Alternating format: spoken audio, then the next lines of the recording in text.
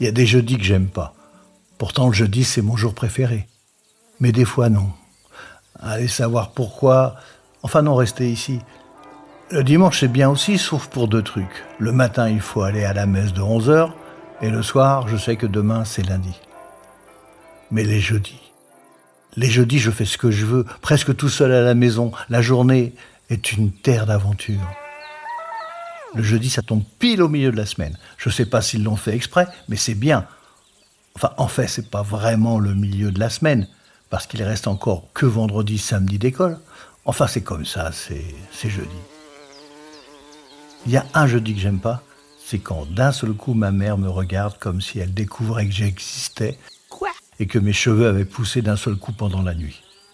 Elle sort de son portefeuille un billet de 5 francs, celui avec un monsieur à barbe blanche mais qui n'est pas le Père Noël, et me le tend.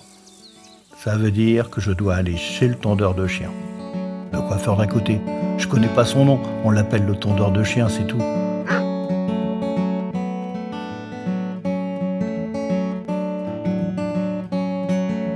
J'ai pas le choix. J'y vais tout seul parce que c'est pas loin.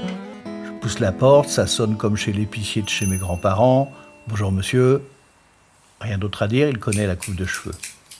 La boule à 0. C'est comme ça qu'on dit, la boule à 0. Pareil, j'ai un épi dans les cheveux, j'ai jamais eu le temps de le voir pousser. Il me désigne du menton un siège libre, au fond, à gauche. À droite, il y a 3 vrais fauteuils de coiffeur. Il n'y en a qu'un qui sert. Le lavabo en face du fauteuil du fond est rempli d'illustrés. Ça déborde tellement il y en a.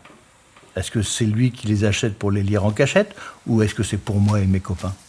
Parce que pour un tondeur de chien, il est gentil. Et pas très grand. Il a même un petit marchepied pour couper les cheveux des grandes personnes. Il sourit souvent, je regarde sa grosse bague en or qui doit coûter $1000 et ses dents, sur le côté, elles sont aussi en or. Je pense qu'il est tellement riche avec ça que coiffeur, c'est juste un passe-temps le jeudi. Ses cheveux gris font comme des vagues, un peu la coiffure des Richman dans Laurel et Hardy. Et il a une blouse bleue en nylon qui fait quand il bouge. En tout cas, avant de m'asseoir pour attendre mon tour, je pioche un paquet d'illustrés dans le lavabo et j'oublie où je suis. Je retrouve direct Zambla, l'homme de la jungle.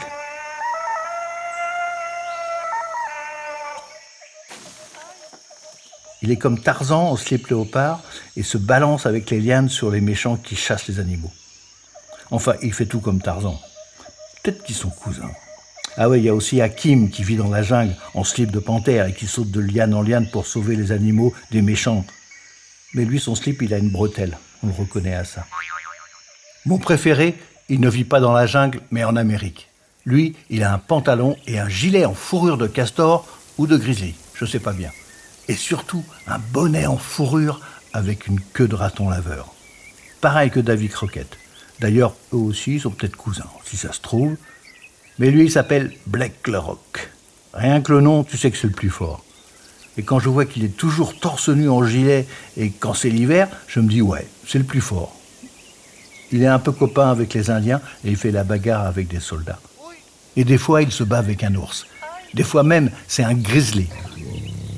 Je préfère parce que le mot grizzly, il est chouette à lire, comme blizzard. Les Z, j'aime bien quand il y en a beaucoup. Blizzard, bizarre, grizzly. La classe ultime, c'est Mandrake. Alors lui, il est toujours en costume avec une cape et un chapeau bizarre.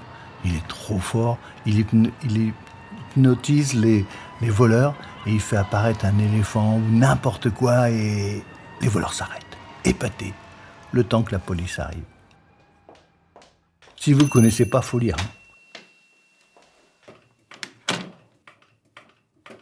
À mon tour de grimper sur le fauteuil avec un petit coussin sous les fesses, la tondeuse est déjà en action, je laisse mes héros à leurs aventures. Ils retournent s'entasser dans le lavabo jusqu'à la prochaine fois. 5 francs tout rond, pas de monnaie, au revoir monsieur. Et je rentre chez moi, la tête tondue, farcie d'histoires de mes héros qui, eux, ont tous les cheveux longs.